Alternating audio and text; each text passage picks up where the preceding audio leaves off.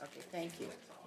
Ladies and gentlemen, I'm gonna call these education sessions to order.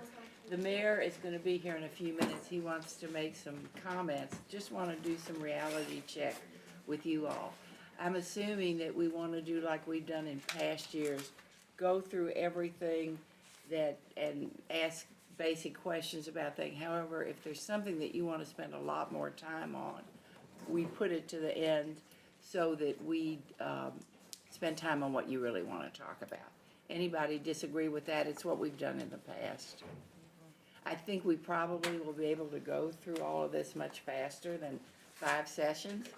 But I do want to spend quality time on the areas that really mean something to you guys. So we'll get started as soon as the mayor gets here. I hope he's on his way. I think so. And the presenters will be Ryan and Vicky tag teaming. Now, the other thing you need to know is because we're streaming, we have Office of Finances writing down every question you have. And to make sure that if you don't get your answer here, they can get you a fuller answer. Is there anything else you want to make this go as smoothly as possible? Okay, good. Well, as soon as the mayor gets here, we'll get started. Thank you. Thank you.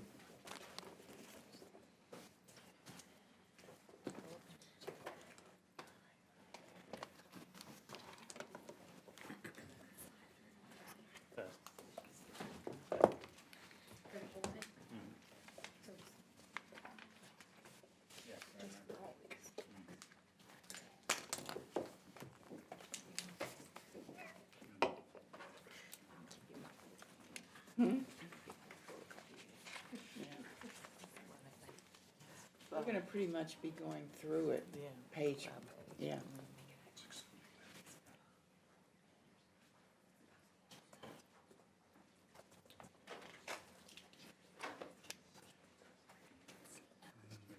First thing are picking up what we weren't able to cover during the budget presentation, right? Yeah.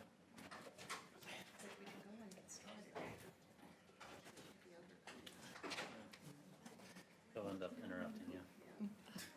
Absolutely. How we knew? Yeah, I figured since we didn't get to, Ma'am. well, I think that's worth going. Oh, okay. I think just this. No, it does it from here. Weird.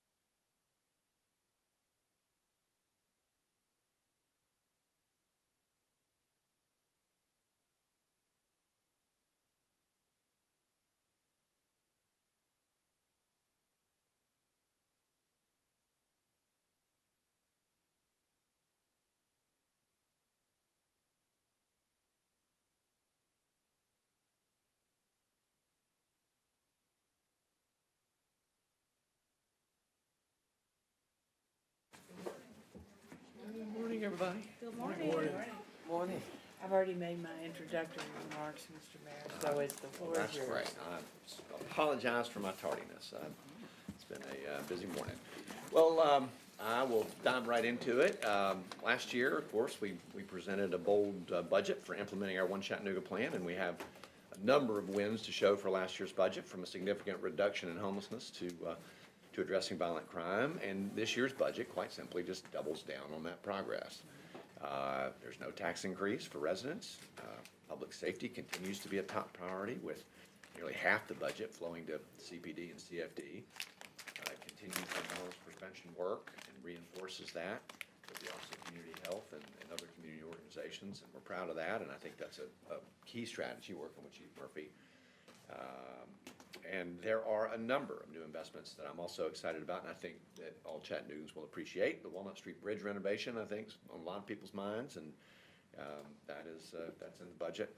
$3 million for new and improved parks, Province Park and the skate park, which we hear a lot about from certain quarters. I know you do. And at the same time, the budget also reinforces my commitment to reform city government. Efficient and effective government is a big part of our platform. And I'm quite serious about that, and benefit of a couple of years of perspective, I think we have an opportunity there to continue progress. We're improving city service delivery with 7 new refuse trucks and 4 new driver positions, and we're launching a new cost savings incentive program, the brainchild of our brilliant COO here, Ryan Ewalt, with cash awards for employees who propose ideas that lead to documented cost savings. I think it's something a lot of private businesses do, and I think we and the taxpayers will all benefit from that. We're also streamlining processes and reducing overlaps in programs and positions across the city, so the taxpayer dollars are put to work where they're most needed. Part of that, is making the hard decision to eliminate 29 positions that had become redundant. Again, we did not do this lightly. We did it after deep consideration and consultation. It's notable that only 14 people were affected. There were only 14 people in affected positions. The rest were vacant positions, and that is only 1/2 of 1% of our total employee count. So it's, again, we feel for each of the residents, and or rather of the employees, who are also, of course, residents, and we are encouraging them to apply for other open positions at the city. I know at least in one case, we've already been able to place somebody into a vacant position, 2 now, so we're gonna continue to do that. And I think we've gone a little over and above what the EIG calls for in terms of helping others with a transition. The last major investment I want to talk about is one of the most critical, because it's an investment in our essential staff, and it's something that people have asked for a long time, and that is $3.5 million for a step plan for non-sworn employees. We've heard about this. It's really important to get a step plan right, so that it does not simply reward time and job, but rather merit as well. And so, again, we've done this after a lot of thought and consideration. It provides a set structure for incrementally increasing employee pay over time, according to years of service and performance, which is a top priority for staff and, of course, for the administration. Our teams are made up of some of the most talented and dedicated public servants in the city and the state, and this pay plan is going to ensure that we retain that essential workforce and attract new talent in the future. And it really is about talent retention ultimately. Every entity in the city is in a battle for talent, and the city's no different. We have to have a competitive plan. This puts us in a much better position. So the bottom line is this budget's going to continue to drive forward our goals and our values as set forth in the One Chattanooga plan, and I'm really grateful for your ongoing support in the work. And Vicki, I guess you can take it from here. Okay, Thank you, Mr. Mayor. You're welcome. Thank you. so building upon what the mayor said, as we went through this budget process, every department has reviewed the original budget that they submitted, and they've made some really difficult decisions to align where they ended up with their final request with the One Chattanooga and the promises that we've made. And we are committed to providing services as efficiently as possible, and recognizing that we have to be good stewards with the dollars that are entrusted to us. And this is the year to get the work done. There's not great new things to announce, but it's a solid plan to get what we've promised done. The most important thing before we get started is I want to let everybody know that the city of Chattanooga is fiscally strong, and we plan to continue that. Let's start with revenue overview. That's gonna be on page B1 under the revenue tab. We're just gonna really quickly go through these since we didn't get to do this last Tuesday. Proposed revenues are $329 million. This compares to $317 million last year. That's an increase of $12 million, almost 4%. The major changes, property tax and sales tax. They make up 80% of our revenue.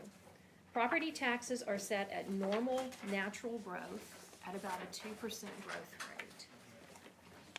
Sales taxes are set at our current collection trend. Other local taxes, you can see that in the box on the corner, what makes that up.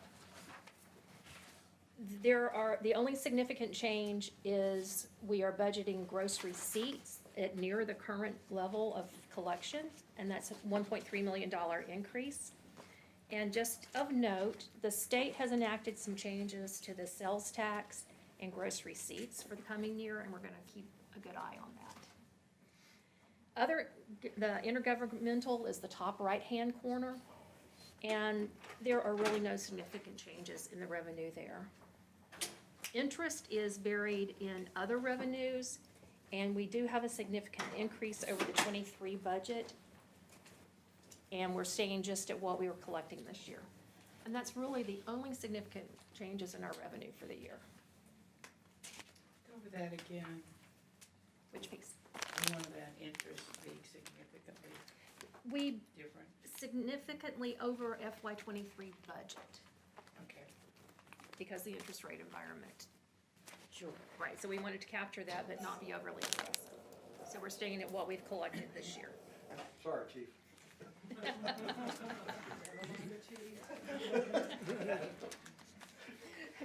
For expenditure, let's go to page B11. That's under general fund summary. I'm gonna turn my book. So general fund expenditures,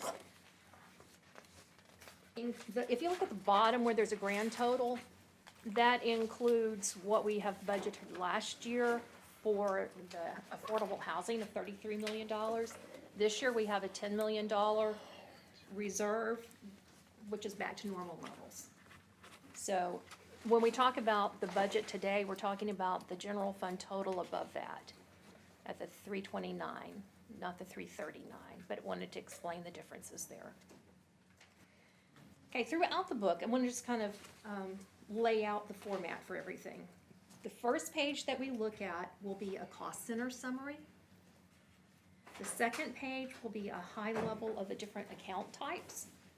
The third page will be detailed account numbers for that whole department or area. And there's some noteworthy changes that will be themes throughout this.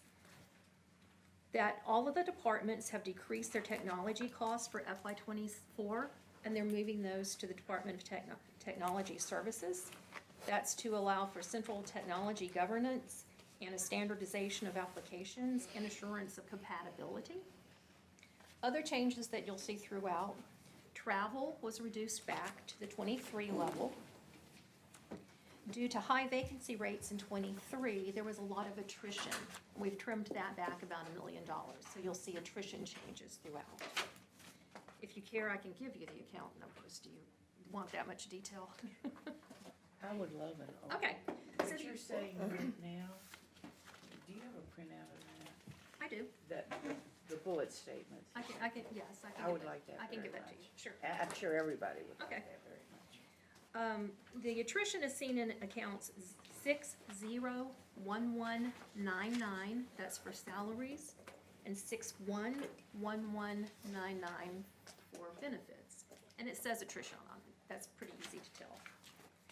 Throughout the departments, we talked about fleet capital when we met, was that fleet has sufficient reserves, so we're able to reduce the fleet lease rate. We're reducing the capital part of that by half. So where that's applicable, you're gonna see a reduction in line 731401, and it says fleet lease. Also new this year, we're charging $120 per employee to begin accumulating funds for the Well Advantage Center building. And those will be new charges in 611404, and I'll give you these points. Yeah, I think that would be easy for us to. Okay. Yeah, but just so that you kind of know where these are. We ended up with no increase in pension rate contributions. We have increase in the dollars, but not in the percentage against the salaries. For the first 6 months, health insurance rates will remain flat, and then there will be a 6.58% that is passed on the second half of the year. Yeah, so I just want to pause on this real quick, okay? So, for employees, no health insurance increase in July. All right, however, the city's absorbing it, so there should be a 3%, roughly, a 3% premium increase in July for the employee and the employer. But the city's absorbing that 3%. All right, now we're changing the plan year this year for our health insurance. And so this is an odd year where it's a 6-month health insurance plan. And so there will be a new plan that starts in January and runs for 12 months, January to December. And so when that plan starts, there will be a 6% premium increase for both the employee and the employer. When that happens, that will be passed through. So at that point, the employee will have a 6% premium increase, and the employer, the city, will have a 6% premium increase. But in July, the city will pick up both portions for the employee and the employer. Does that make sense? Folks tracking with that? Go ahead, yeah. So Ryan, we had approved a 6-month extension because of the gap between the way the timing fell, correct? That's So right. basically, the city is absorbing that time frame That's right. as a nice thing to do, so to speak. That's correct. Okay, thank you. Yeah. But the city's coming back and picking it up, right? So in other words, you're just loaning it to us. It's because you're coming back and getting it, right? No. It's going up regardless in January, independent of, we're not like just deferring it and then charging people later. It's going up regardless in January. Like everything else. Yeah, so these are two different rate increases, but we're picking up the first rate increase for our employees. But we just can't, we're in a place right now, if you look at generally employee-employer relationship, the employer the benchmark is about 80% to 20%. So the employer picks up about 80%, the employee picks up about 20% of the costs. Right now, the city of Chattanooga picks up about 81%, and the employee picks up about 19%. And so we have to be able to, we need to, over time, shift a little bit closer to 80-20. We're not doing that. We're just holding at that 81-19 with this. But if we don't pass that through in January, we will lose ground from that 81-19 and put us in the wrong direction. So we're just trying not to lose ground in January. So we're changing the benefit year, so this is an unusual year. Yeah. Do you have any other questions, or do you want us to, I'm making notes of things that you want to look at more in depth, is that one of them? I probably got a couple more questions on that, but I'll do it later. So do you want me to make a note, or you want to do it on your own? I'll do it on my own. Okay. Yeah. Okay, Cause, thank you. that still is not jiving with me. Okay. And we can set up time, Councilwoman, with Mandy, and, that's handled with HR and benefits, and so we can set up separate time to go through that in more detail if that's helpful. Okay. Yeah. 'Cause, yeah. And then two other points before we move on to individual is one of the other big pieces that we have in addition to pension is OPEB. But OPEB has an every other year actuarial review, and this is not the year, so there's no change in OPEB. other than the dollars attributed to salaries. And throughout the budgets, if you want to see the impact of the civilian pay plan, there are accounts for those. Those are 609999 and 619999. So I'll give you a list of these accounts so that as you go through, you can kind of see where the big pieces are. If you don't have any questions, we'll move on to general government. Essential cost is on B35, that's under the GG essential costs tab.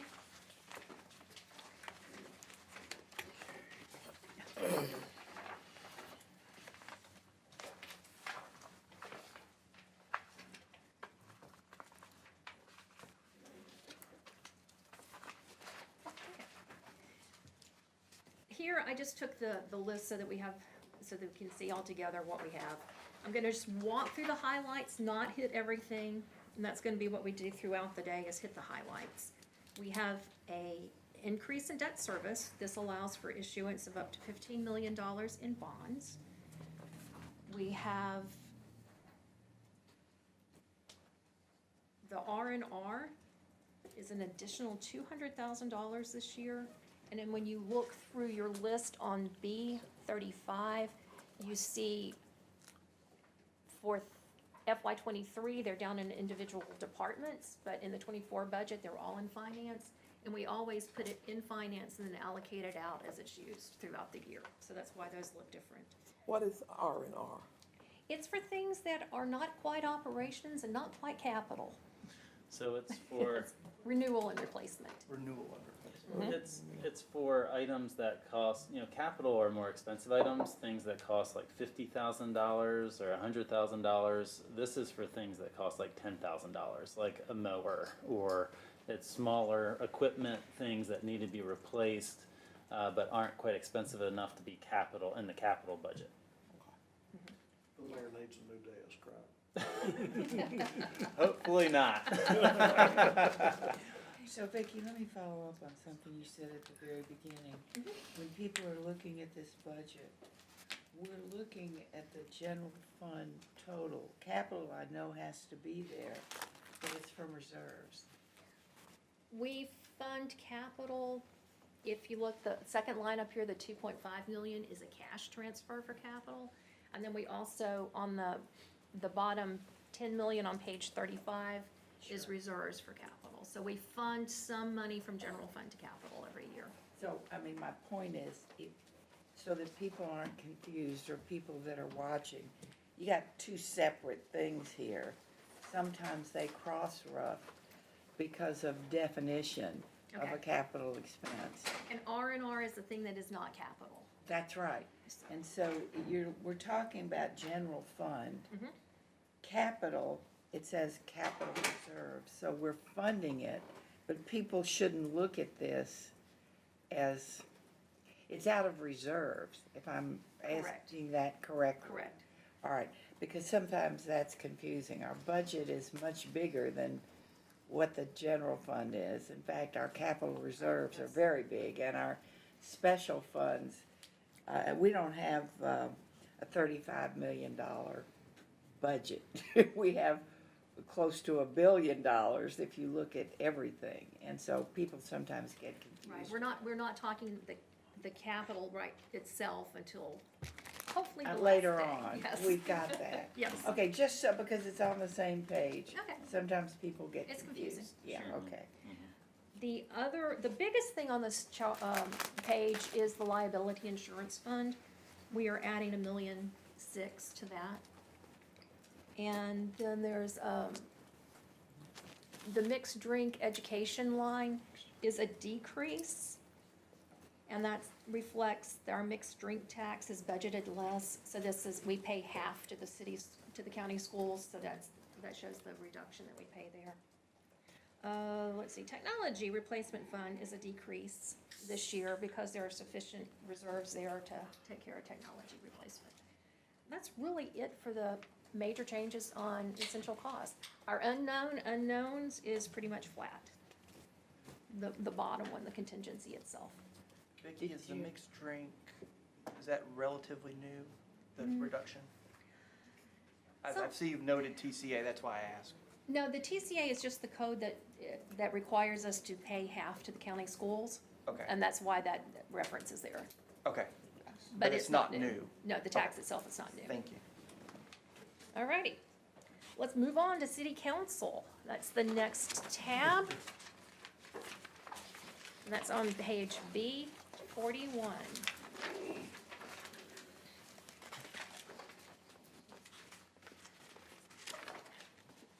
The proposed budget is $931,000 compared to $921,000. A slight increase of 10,000, 1%. No remarkable changes. Is the increase because of wages? So, yeah, you can see on that. It's more in operations. It's a combination. The salaries and benefits are a decrease, and that's primarily because of health insurance elections. So that, there's a decrease on the personnel side, but that's offset by some increase in operations. And the biggest piece is inbound. If you turn to the detailed lines on page 45, the biggest change is in other contracted services. And that's completion of the chambers. Oh, all right, so where I'm going with that is oftentimes it can be misleading that we have an increase and it's already spoken for. It was put there so we could spend it relative to the chambers. It's to finish that, so all the increases in operations, I mean, it's a $10,000 increase, It's what? $10,000 increase. Well, yeah, one of the things that council's been looking at, and the chair has asked that we let council know about expenses and stuff, and it was in the packet last week. And so, we haven't spent everything that we have this year. And we're gonna be making some decisions, which Madam Chair will talk about later. This isn't the time to talk about it. But the thing is, it's misleading. We don't have a $10,000 increase. It's a very good budget process to give an area an increase when you know it's already gonna be spent for, I'm not arguing the point. I'm saying I just want it to be understood. Okay? Does that make sense, Vicki? I'm not trying to, No, you're fine. okay. Yes. Vicky, we have our individual accounts that we use for community, and community meetings, whatnot. Any of that left over goes back into the general fund? I know it doesn't carry over. It doesn't carry over. Yeah, but it does that, it just, because it resets every It budget does. year. It resets, I It know does. that. I've been here long enough to understand that. Right. But if it's not used, what's left over goes back into the general budget. Correct. So you essentially, when you say a $10,000 increase, we could be below our budget every year. Yeah, I mean, you can see actual, Yeah. FY22 there was 728. So you guys were way under. And the health insurance adjustment, when you talk about elections, is that because of each individual member, whatever choices they make within their health plan fluctuates? Whether it's a SNP or a single or a family or Yeah. whatever in between there, makes a lot of Yeah, difference. it's not something you're doing, it's something we're doing. No, Okay, yes. all right, very good. Thank you for clarifying. You're One welcome. last question. What's our deadline for encumbering? I have that memo to read right now. Well, It's just It's let me usually know. the end of May is when you need to have your purchase orders in. So that gives time to invoice and receive and take care of it in the fiscal year. The end of May. Well, All right, we just need to get it on the agenda. Okay, that's good, thank All right. Because that's an email I haven't read yet. Well, we can go ahead and schedule it. We kinda know what we're gonna have left, what we need, et cetera. You need to go on and get requisitions and purchase orders in for whatever you have. And if yours are not requisitions, go in and get your commitment and get it approved and so we can get it paid. So the one last question, there's been some confusion about this. Everything that's happening in the chambers, we're not paying. Whatever is happening in the chambers is already obligated and will go against this year's budget, 23 budget. Well, we found when we were reviewing the budget, as I'm sure you know by now, $7,000 just was thrown in our pot, which we had never okayed. It's been cleaned up now. It was IT stuff that somebody didn't know where to put, so they threw it in our pot. And we've got it all cleaned up now, so we can assume that everything in this budget, every plus and minus now that we have is correct. And that the money we really have left, we really have left. Is that correct? The money, We don't need to go through all the details now. Your budget people, yeah, Okay, I gotta know. they Okay. worked with us, everything's cool. There were a lot of incorrect things thrown in city council budget. And that's okay. We went through it and now it's all cleaned up. if they're cleaned up for 23, you don't have an All issue right. for 24. So for 24, we can assume that all of this is ours and it's not thrown in to pay for something from some other department. I think that's a That's very all I good want to know. assumption. Thank you. Yes. Okay, thank you. All right, city judges are, okay, they are under B35, GG, G30, B41 under GG council, oh, we already council, shoot. Yeah, We've had a good discussion here. B47 under GG judges. There, yeah. Alrighty, this one is a decrease of $81,000. That's about an 11% decrease. It goes from it's $636,000 this year as compared to $717 last year. The biggest change is the closing of Division 1 with Judge Bain's retirement. And the reason there's not a larger decrease is that these positions were funded for approximately 8 months in FY23, which only left a reduction of 4 months. So that's why it's not as large as you would expect. And that is pretty much the only change that makes up the difference here. Will we be making how are we understanding that the addition of an administrative hearing officer will impact the docket of the court now? Don't know.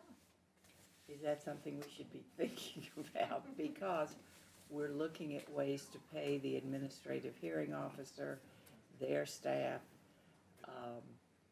enforcement people. And Are we even looking at that? the AHO is in Public Works, Is in Public Works? or the, So the funding, Chris, you got the breakdown of all of the AHO, that Councilwoman, Vice Chair Hill asked for, right? Does any of that include any city court support at all? We allocated $15,000 as an estimate for the cost of the administrative hearing officer total. Yeah. Any city court work wasn't necessarily contemplated in that. I know that I'd heard a question about maybe making a reduction in city court, but the AHO is gonna cost $15,000 regardless of whatever city court does. Okay. I think let us take that away to see what impact, if any, that will have on city court. Well, I don't think the impact it will have on city court is that they'll hear fewer cases. And that's all. Likely. Yeah, I mean, and so Codes cases. one of the things we did was we looked at the administrative hearing officer as a position that could better meet the needs because of constitution and fines and stuff like that. So if there's gonna be a downgrade in the number of cases, this is just an idle question, it would seem that costs would go down because they're handling a whole area of fewer cases. And I just wondered if anybody has attended to that. As Councilwoman Hill rightly asked, how are we gonna pay for it? And I think it makes sense for us to really study it as we implement that AHO position and to see the impact it has on city court cases and to watch the trend and for us to be able to react quickly if there is a downward trend. So I think for us to dig into what metrics we have to watch and be able to react quickly would be smart. The AHO cost, the 15,000 that's specific to the estimated cost for the short-term vacation rental, that cost is covered in the fee cost. Like there's the revenue from the fees, so we do have some offset there. Did you look at, and I'm sure you did, but did you look at the other thing, litter, noise? No, this is all- just, That's so what I'm just telling you that Yeah. that 15,000 that's expected Good. is at least covered with Good. the short-term vacation rental license fees, permit Okay. fees. Okay, so my only question is, from looking at the AHO ordinance, there's all kinds of stuff in there Sure. other than, Yeah. short-term vacation rentals. Mhm. And so I think it's gonna end up being a bigger job and take more load off of city court. And have we looked at any of that balance and, just bringing it up for your consideration? I think it's a good thing to look at, and we should do some estimates there, but I think the proof will be in the pudding in terms of what actually happens, and we have to monitor it closely and react quickly. So, Councilman Wexler? Thank you, Madam Chair. While we're on the AHO, where will the AHO operate from? Are they going to have an office here, or are they going to hold hearings in our chambers, or has that been determined yet? I don't know if we have that fleshed out, do we? It's not, and it's not ultimately my decision, but I can speak to it. So they can use office space that we have in the DRC when necessary, but I want to make sure we're on the DRC. same page. This is not a permanent position. This is basically, the closest would be the law firms doing a contract for services outside of the city attorney's office. So we'll have a contract with the AHO, but they won't be a full-time employee. Okay. So currently, for example, Judge Williams does demolition court in the DRC, so we have multiple spaces there where they could In the- do that. Yeah. The conference room down, okay, Yeah, they don't need a full-time office. understood. All right, thank you. Everybody good? Okay, thank you. Alrighty. Next one is City Attorney's Office. That's page B53, under the GG Attorney tab. These first ones are easy.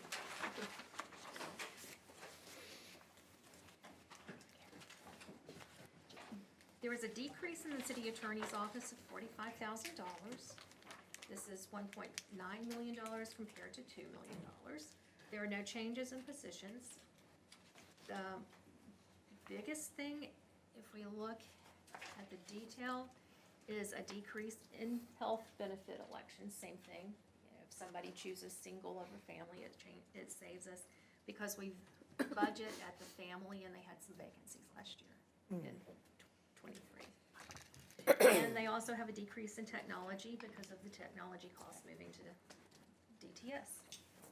Yeah, I just want to sit on that real quick. So you'll see this in many departments where it says operations, removal of IT maintenance costs transferred to DTS. So that will be a theme because we made this conscious decision to move IT maintenance from all other departments to be centralized within technology services. So there's a lot of accounting movement of dollars from different departments. It'll show as a minus for a lot of departments, and it'll show as a big plus for technology services. So it'll look like technology services budget is exploding when we get there, but it's really just moving, most of it is just moving these, what was in other departments in terms of maintaining these IT systems into technology services where it should be getting maintained in the first place. So just wanted to, Soften the blow. call attention to that. Yeah, Councilman. Hey, Ryan, is that, it says maintenance, but is that everything? Is that hard equipment? Is that software licenses? Is that, everything? There are will three now be account attributed to lines when you IT? look in, yes, it's Okay. the maintenance, the subscriptions, it's everything that's moving to Okay. them. Except for maybe first year of implementation, which would be a capital cost. And it's probably worth a separate separate presentation even, at some point, but by doing this, James Cutcliffe within Technology Services has already saved the city hundreds of thousands of dollars by having one department come and say, hey, I wanna do this, and him saying, well, actually, this other department's already doing that, we have a license for it, let's just add some more users for it, instead of getting a new, Right. Makes sense. license, so. So is he grandfathered into this new change about saving money and getting a benefit We from haven't that? talked about that. Yeah. Put that out there. Ideas. That's his job, so it's a little bit of a difference. It's everybody's job, to save money. Yeah. James is diligent when it comes to technology costs. But that's the idea behind this. You'll see this with many departments, so. This is a recurring thing. Any more questions on this one? Okay, let's move to internal audit. That's on B61 under GG audit. Again, there are not a lot of changes in this one. There is no change in positions. It's a very small increase of about $50,000, and most of that is in personnel.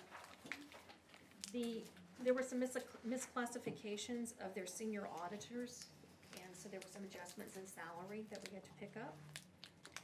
The audit committee also approved an increase for this auditor. And then those are offset by movement of IT. Just not a lot of big pieces moving here.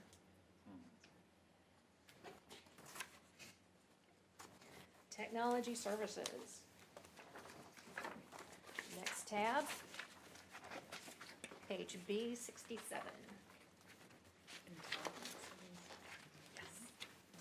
And if you Blame notice, Tyson for that. and notice on this, It's an intelligent city. and this is gonna be the first time that we see. This is gonna be the first time we see movement of a piece of business from one department to another. GIS is moving to technology services. So we tried to give on this slide so that you could easily see what's comprised here. Okay, technology services, yes, a whopping $3 million increase. But we've already talked about that.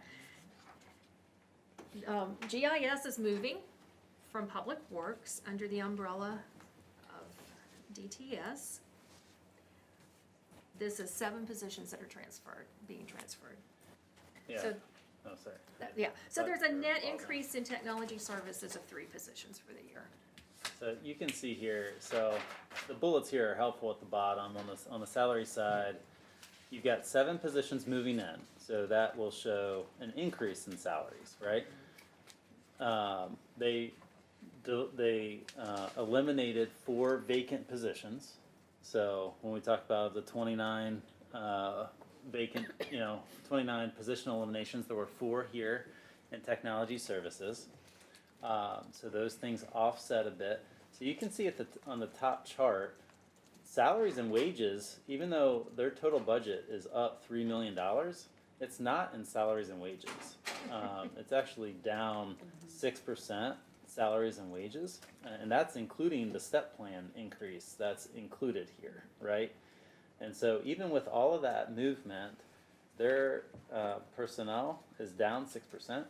All of the increase here is because of the movement of IT maintenance from other departments in here. So that's $3.4 million movement in from other departments, and that's what's driving the budget increase here for technology services. And then one other thing that's important is the insurance line, $185,000.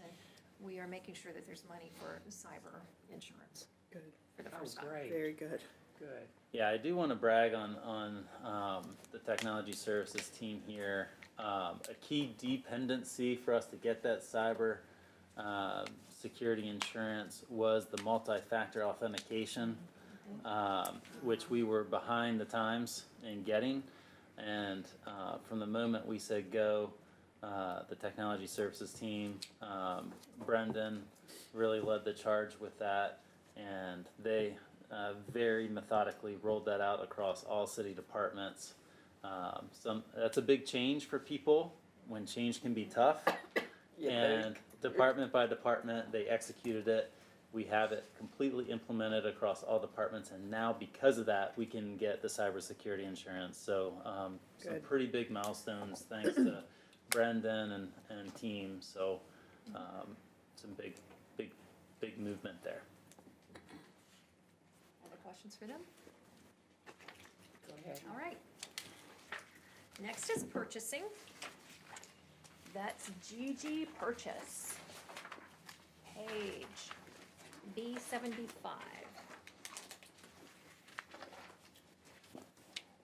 Purchasing has a decrease of 183,000. And it's mostly from eliminating 3 of the 4 vacant positions. There was a pilot program for 23 that we have not begun, so we're reducing that to 1 position for the pilot for this year. That's pretty much all the changes there. There's a small decrease to IT maintenance, a small decrease in office supplies, but it's basically in the personnel line. What was the pilot? What was the pilot? Kevin. It was, we were gonna do, requisitioners within Public Works. We were gonna Oh. move those into purchasing. When Tom Hutka left, Brent decided to put that program on hold, and then Brent left. And so the program never got implemented, and so the thought process is we were going to wait, and correct me if I'm wrong, Ryan, we were gonna wait until the new Public Works Administrator came in, had that same discussion with him, just make sure he was on board with the pilot and bring one of the divisions in. So I guess my question is, let's say he's on board and you're ready to go, do you have sufficient positions?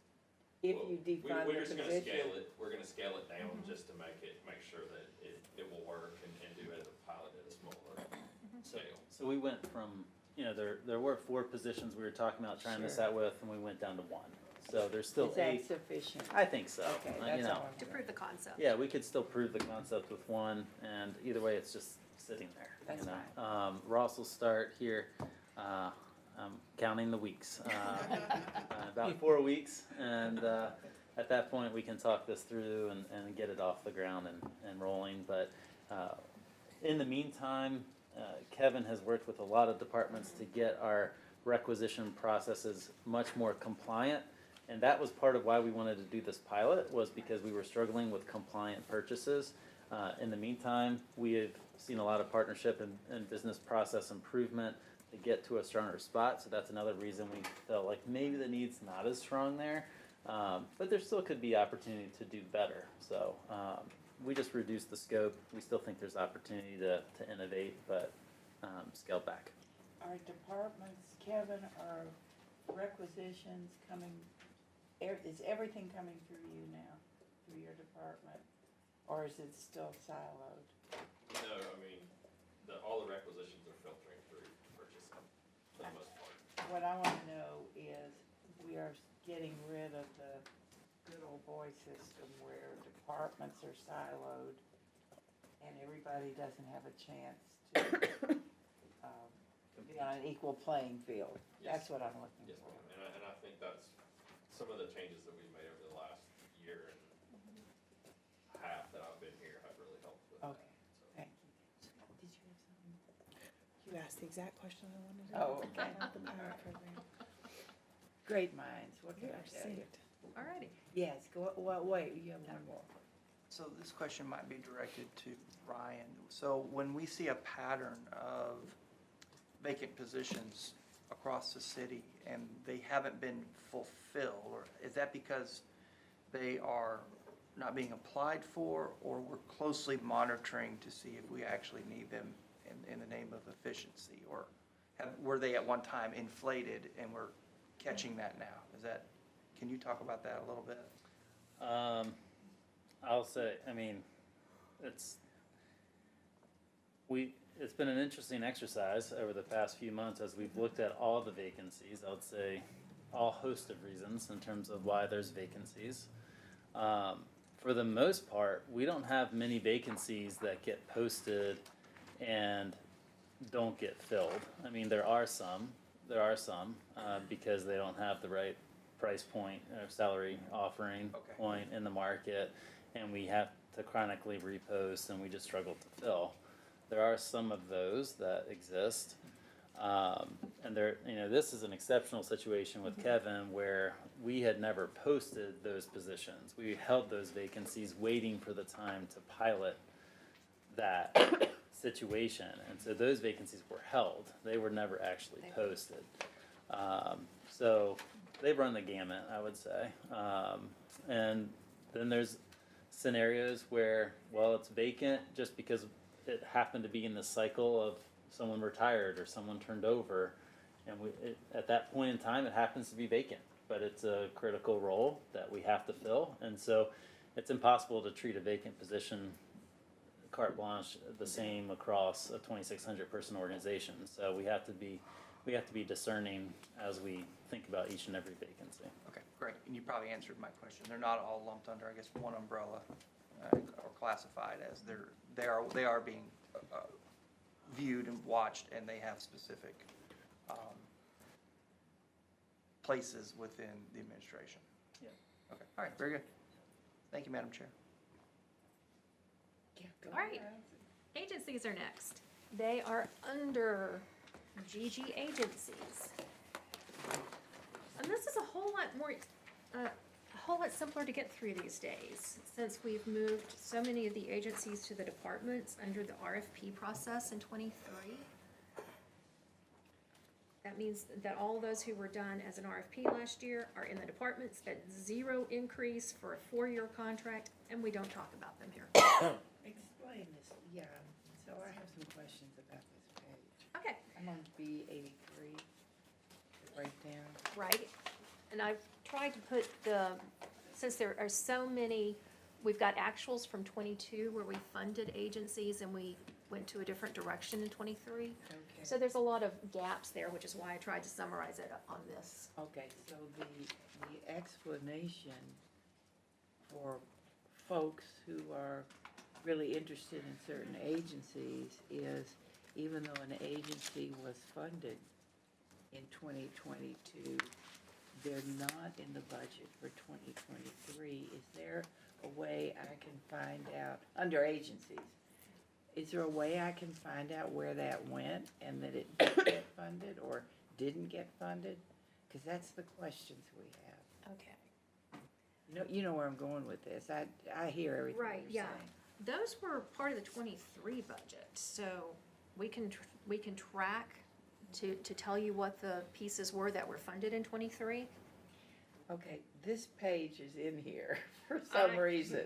I'm Well, trying we're to doing think. a 3-year, so the 3-year actual '22 shows what was individually funded, individual appropriations, the old way. Got it. And do we even care? Because now we're going to 24. We don't, but we've got a 3-year in here for some reason. Oh, it's a what? State requirement for That you have budget? to have 3 years. Okay, state requirement. Okay, Okay, then, there we go. so how, those of us who are not as bright as everyone else, how you read this is the first agent, pick any agency, Uh-huh. Artsville, got 266, 250, and 20. On this page, we have no idea what they got in, Or if they got, huh? or if they got. That's right. Right. And so agencies are the area where we have a lot of questions. And, because that's what people care about. And so how do we have I would love a spreadsheet. You've got the data on, I don't really care about 2022. I think the blank means that we went to so under 2023 would be the words new system, look elsewhere. Process, look elsewhere. Yeah. Yes. And then we're for 2024, Then for that's 2020 what people wanna know. Yeah, so for 2024, the things that were funded through the RFP process, it was a 4-year contract. Sure. 0 increase, 4-year contract, so it's the same. So we can get you the list of what those are. So, Yeah, go so ahead. why would that not show up as what was it awarded in 22 is now budget year 2023. They're in the individual departments now, for them to manage, Okay, yes. I got it. They're listed just in the departments, They're just in a not different under place. agency, they're reclassified. They're not listed as an agency appropriation, they're more of a contracted service for a specific Okay, thing. yeah, that makes sense. So some of those you will be able to see, and some of them are not quite as easy. But if you really want the list, we can get that, because we do have that. I think we do get questions Okay. about that. And so I'm seeing down below, the quasi-agencies, I get that. Mhm. But these agency appropriations get very personal with people. They do. You know, Chattanooga's a giving town, they get very personal. So I would love to see something that said, I don't really care about 2022, but in 2023, this is under Public Works, if you wanna look further, and they were given $20,000, and for 2024, we propose again 20, you know where I'm going. We've So- got that spreadsheet from where we track the payments every year, so Yeah. we can provide that. Okay, and it's on an RFP, so everybody didn't earn their full amount, cause it's reimbursement, right? Don't know that it's reimbursement, they're contracting for specific services that were put out through the RFP process. These are the things that we are desiring, and people Sure, we're competed for it. outsourcing, Right. thing. I So get it's an that. allocation, it's a limited. So they just get a big check, or do they have to put in, with most RFPs, you have to show you did the service, and then you get reimbursed? I don't know what basis those were, what basis those were awarded. So maybe we have a We little can- more We information can on find this. out, yes, we will get you some information on the. We can get you some information on that. Usually it's, we want these deliverables, and they're chosen because they say we can give these deliverables for this price. Right. And so they have to show they've done the deliverables, and then they get paid for it. We'll find those contracts and see how they're written and give you the list in Because which remember, we were department. gonna evaluate, Right. did they do it? Do we wanna go with them every year? I mean, we had, council had a lot of discussion about that. What was their impact? We will get that for you. Okay, so I'm gonna put that down as something that we're gonna come back to later on. Okay, All right, thank you. be glad to. So within what is left, under the agencies, the only one that has an increase is what we're paying United Way to help with the stormwater fees. And the Tennessee River Park, those who are the ones that we share with the county, we budgeted at their request. The library is flat. Human Services Fund and Community Development Fund are the pieces that we put over to fund extra salaries and indirect costs and things that the grants can't fund. And for Human Services, their portion of that came from fund balance last year. So we're picking up the full ride this time. There really are not big changes within this, other than the RFP process. Okay, the public library is flat, right? That's correct. Did they cut a number of positions? They did, in order to stay flat, because, obviously it's a little bit different than the others, many of the others listed here. They want to have the pay plan, the step plan that we are offering the rest of our employees. And so, in order to stay flat, you know, they had to look for vacancies to eliminate, other positions to eliminate as well, and looking for other, you know, those kinds of opportunities. So yes, there's positions in our net 29 positions eliminated that are library positions. Are there any other questions about the quasi-agencies? Okay, so the library, of course, you know, I'm gonna have a question. Go ahead. So the ones that, what, 14 you said was eliminated? 29 total, 15 vacant, 14 filled, yes. Okay, so which departments were vacant? where were they on the, for lack of a better word, totem pole? Do you wanna know for library specific? Yeah, specific. Okay. So, for library, the vacant positions, one was, I don't think Richard's in here, but Richard Beelan's former position, so it was the deputy executive director position was vacant because he had moved into a new role. So that position was eliminated. An executive assistant role was vacant and was eliminated. And then, in terms of filled positions, 4 page positions, they're called pages, but, 4 page positions were eliminated. So definition of page position, what did they do? I'm gonna need to look to, Hey, Jason to help me with that, yeah. Sure, so, a page is, they're all part-time employees, and they perform circulation duties only. So they're putting books on the shelves and moving books around. And that's it's kind of a holdover from an older way that the library used to be ran. And so, they perform those tasks and no other tasks. And as we have raising demand for digital materials, and it's just, there was you're right, job Okay. reduction. Okay, so what were the other ones that were, the other positions that were laid off? That was 4, right? Yeah, so those were the 4 filled positions. The other 2 were vacant positions, the 2 that I mentioned. Okay, The deputy director, deputy executive director, and an executive assistant. okay.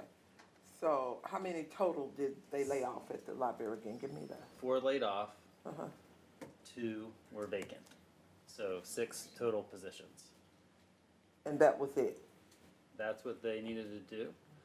And then they had, they eliminated, they're in the process of eliminating coffee services, which will eliminate about $80,000 of cost, and a couple other operational, savings items as well. Okay. So they had to find about $200,000 or $300,000 in savings. So I know there was a department there that had 5 people that were managers in those departments. Is that where Richard, one of those positions was Richard's position? Or not?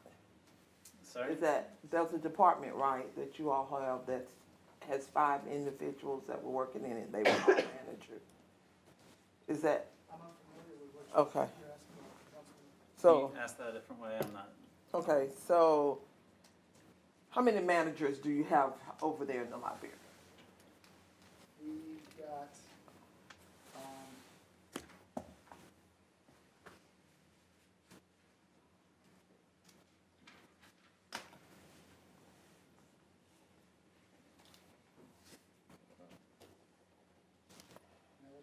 I'm pulling up.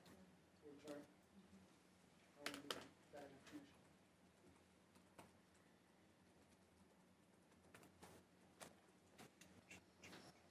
You know, I can kind of describe a little bit at the top of the organizational chart. There's the executive director. There's a deputy executive director, which is Richard's old role. And then there was a chief administrative officer, which is Jason's role. And that's where we saw some redundancy. And, you know, I didn't see a need to have both this, a deputy executive director and a chief administrative officer. And so that's why, as Richard left, it seemed like we could get rid of that position, which fortunately was vacant at that point. And so, we removed that role. Now, other than that, there's a director of development who is focused on fundraising, is a little bit more focused on the friends of the library and trying to raise funds outside of taxpayer dollars. They raised $100,000 for the Holocaust exhibit that came. So that's an example of where we as a city benefit from having that position there, I think. There's an operations manager who reports up to Jason, that is doing some of the more day-to-day, nuts and bolts with all the library district, or library branch managers. There's a branch manager for each branch, there's 4 branches. Right.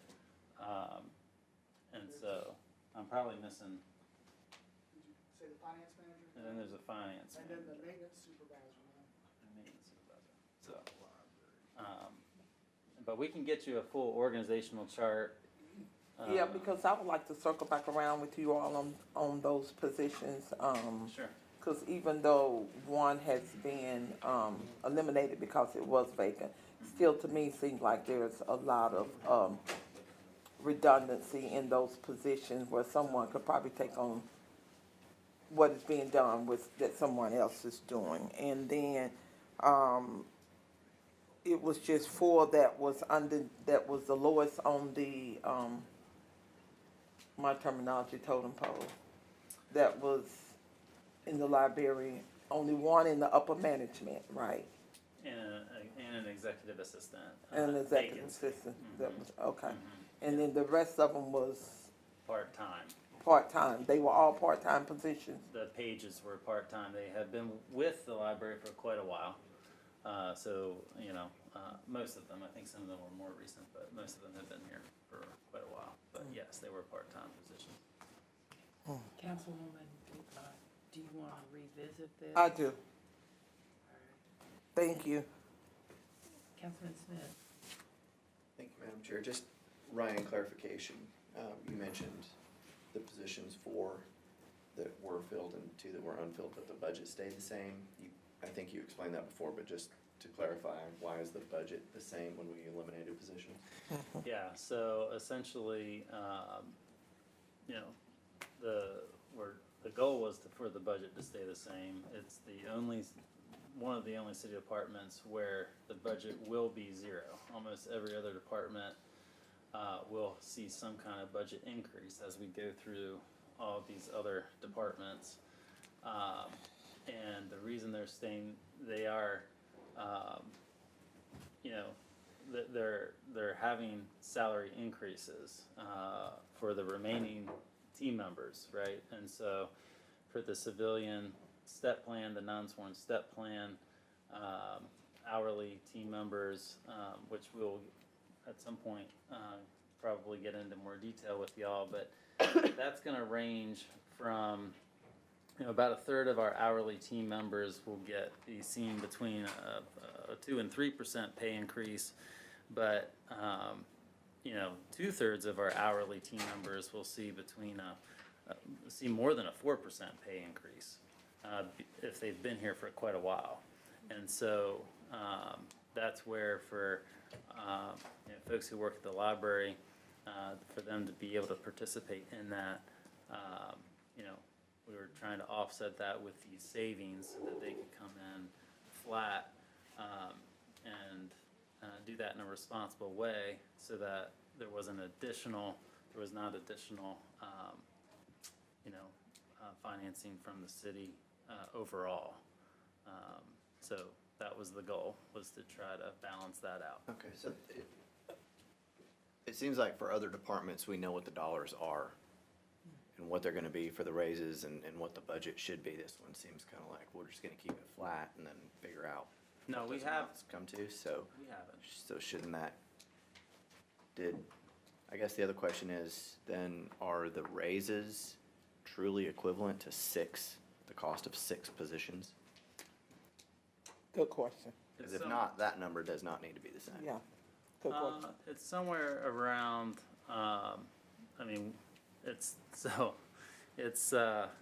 again, there's other elements to this beyond. We can revisit. I beyond think we just said the- we're gonna revisit. Yeah. I don't wanna delay any more today, but Here's what we're gonna do. that's gonna be a problem. We're gonna revisit in detail the Right. library, and we're gonna revisit in detail the agencies. Let's move on. I Just want- one quick question, and then we Sure. can move on. And, so let me make sure I understood what you're saying. The only increase that was given to the employees at the library was the hourly? Did I hear you correctly on that, or did I misunderstand? Well, I didn't quite finish, so, Oh, okay. so that's for the, for I was describing what the hourly impact is for salaried, it's, 2%.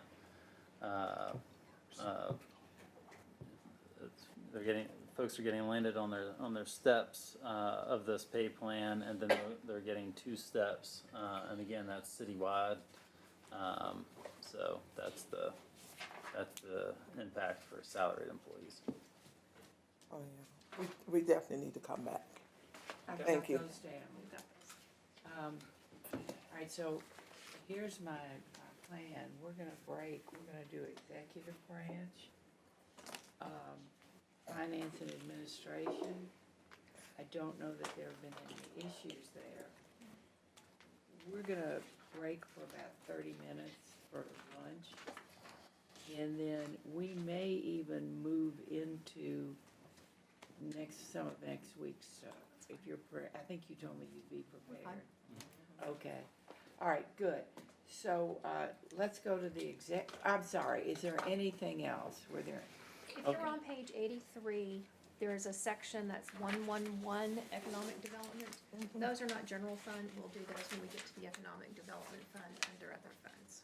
All right, what is community I did have one question. What is community development under quasi-agencies? Right. Is that, what is that? We used to have human services and community development as one line, and we've split that just because of the way the departments have been divided within operations. Yeah.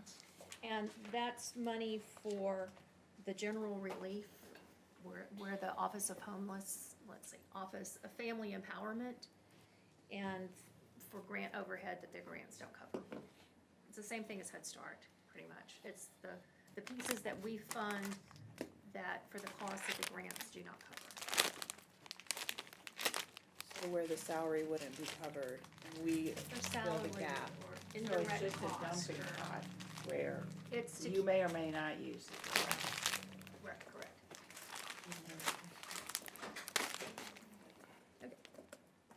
Okay, let's move on. Okay, executive. That was a clearer tab, executive branch. And that's page 85. Joe been messing up the whole book. I- With his name on. Honestly, they've worked so hard to make these findings. I know, and then Jonah messed that up, yes. Honestly, Guess it should have Jermaine's name now, huh? it should. Reprint it all. The executive branch has a decrease of $281,000. That's a 4% decrease. There was a net reduction of 3 positions. A decrease in health insurance elections. And then the innovation fund from last year has a slight decrease, but that's where that cost savings incentive is gonna come from. And that's seen if you're in your detailed lines, that piece is under contracted services. Were these funded positions that there was a decrease or? They were funded, they were not filled. Yeah, Yes. okay. Thank you. Anything else? Move to finance? Move on to finance. Finance is, there's a tab for that. And that's on page. I didn't turn my page. 93. Okay. There is a $181,000 decrease for finance. We eliminated 1 part-time position, did attrition for 3 positions to hire later in the year, moved IT maintenance to DTS. And the other big thing is when we receive the local option sales tax from the county, we get to pay them a 1% fee, and that increased $225,000 based on revenue assumptions. That's it for finance. The only question I have is the attrition. You said save for later in the year, so you are gonna spend it later in the year? And so wouldn't it be in here? Or part of it be in here? Okay, so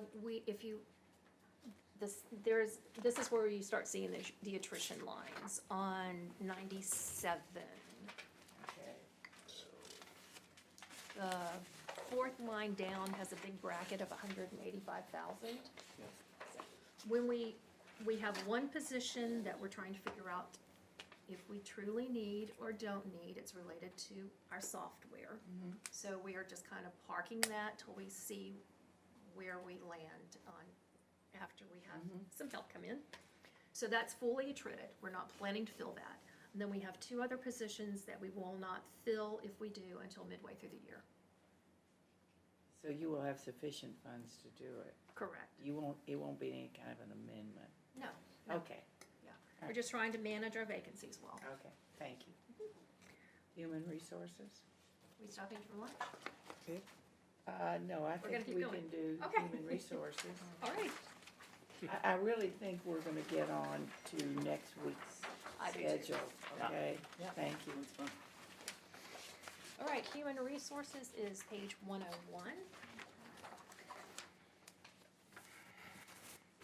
They have an increase of $64,000. There is a net increase of one position in the department. There is an increase in benefits from insurance health elections, like so many other people.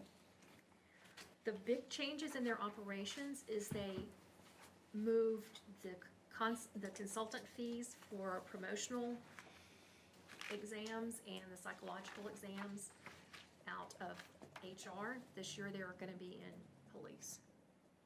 And that decreases their operational budgets.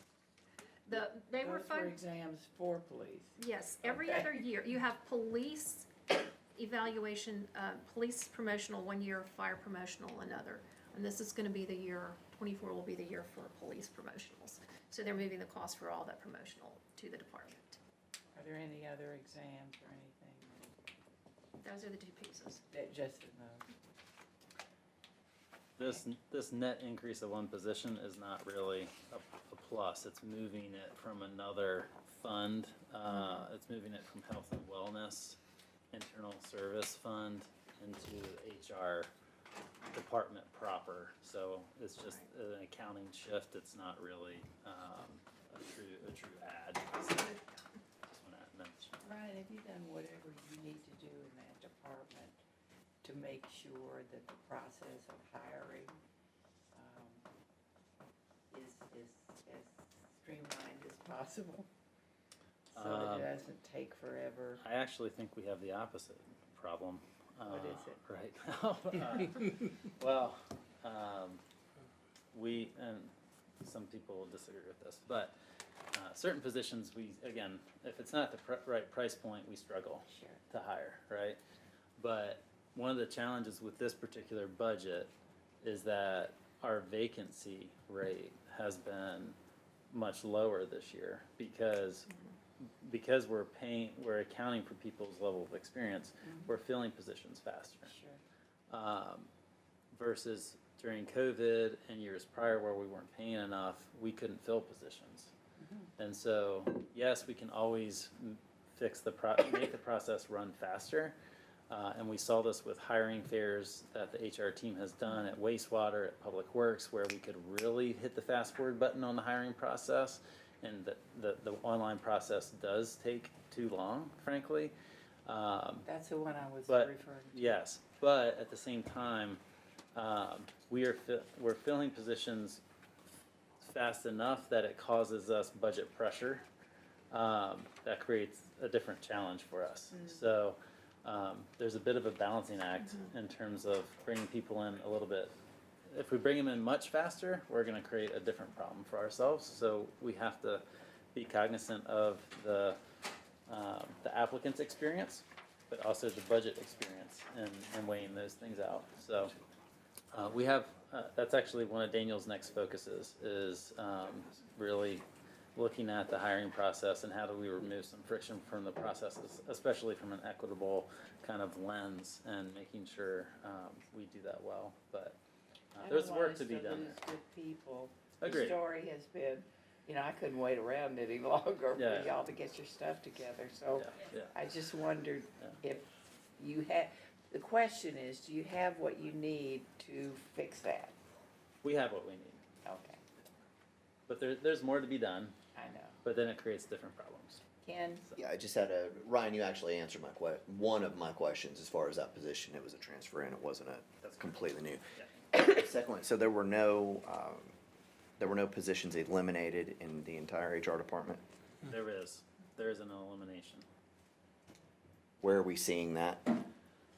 It nets out here, so you can't, it's not showing up on this page, but they're, one of the 14 filled positions. You'll see that this afternoon in attorney-client session, the breakdown of positions more detailed, but it'll show there. So one of the filled positions that was eliminated, was from HR. Okay, so we've got an add of a position or a transfer in of a position showing an increase. There's actually a net transfer of We had 2 two that positions moved in, from health and wellness. and there was 1 position eliminated, so it's Okay, a because net. that's not what that says, so It says net increase of 1. net instead Yes, of net. total increase. Yes. Just to be clear, thank you. Total increases, one. It's a net increase of 1. There were 2 transferred in and 1 was eliminated, so it's a net of 1. That's what I wanted to, okay, thank you. Very good, All guys. the details. Yes, may we move on? Next one is police. Do we have time for Um, that? you know what, this is a good time. You know what? Look at the time. There ain't police in Wood. Good call, Madam Chair. I'll tell you what, it's 5 till, let's get back together in about 35 minutes. And what I'd like to do is police, fire, public works. I think those are biggies. And we may get to parks and outdoors, but we've got a deadline. Madam Chair, we don't really have till 3:30 because you wanna start at 3:30 with the agenda session. What time do you want us to finish? Here, we can finish by 3? All right, we'll be finishing by 3, see how much we can get in. Okay, we're gonna take a 35-minute break, thank you. Thank you. Guys, I think it was our Let me just lock mine. resource.